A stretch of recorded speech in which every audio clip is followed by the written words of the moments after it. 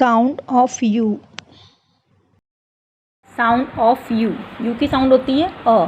कैसे रीड करेंगे? स न, ब न, ज ग, म ग, प प, ट ब। इनके हिंदी वर्ड्स भी मैं आपको साथ साथ बताती जाती हूँ।